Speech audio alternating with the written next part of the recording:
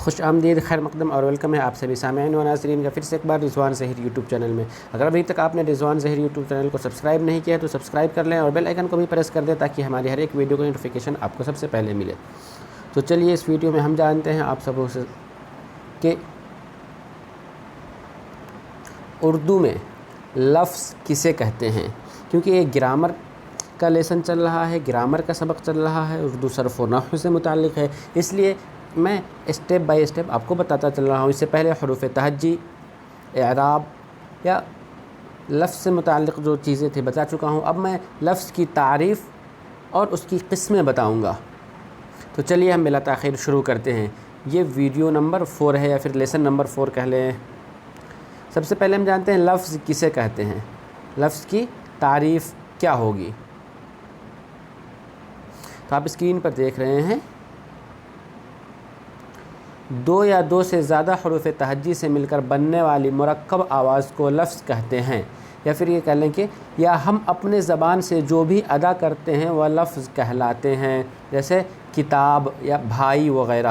لفظ کتاب، بھائی وغیرہ یہ سب لفظ ہیں، کیونکہ دو یا دو سے زیادہ حروف تہجی سے مل کر بنا ہوا ہے۔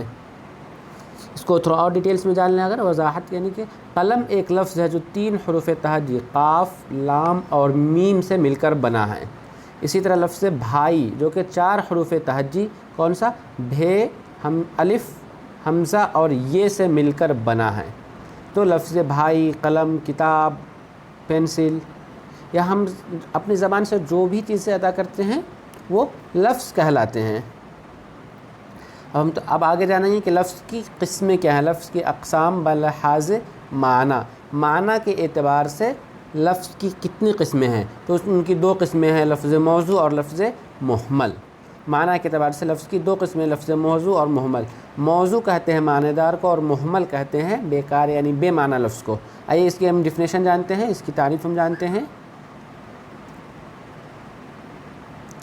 لفظ موضوع وہ لفظ جس کے کچھ معنی ہوں اسے لفظ موضوع کہتے ہیں، جیسے پانی، روٹی، چائے وغیرہ، یہ سب کیا ہے، لفظ موضوع ہے۔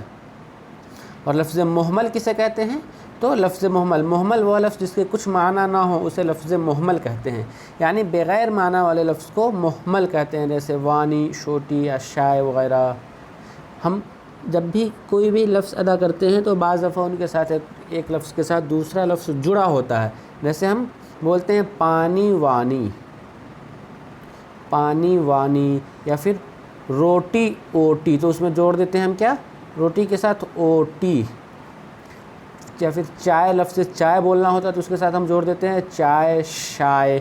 تو ان میں جو چائے کے ساتھ جو شائے جڑ گیا، روٹی کے ساتھ جو اوٹی جڑ گیا، پانی کے ساتھ جو وونی جڑ گیا، پانی کے ساتھ وانی جو جڑ گیا، یہ صرف لفظ محمل ہے۔ ہم اس کو تھوڑا اور ڈیٹیل سے جانیں، یعنی نیچے کچھ جملے دیے گئے ہوئے ہیں، کچھ سینٹینس ہیں، کچھ واقع ہیں۔ ہم پانی وانی پی کر وہاں سے چل پڑے، جلسے میں شریک لوگوں کے لیے روٹی شوٹی کا انتظام نہ تھا، صرف چائے شائے ہی ہم نے پیا۔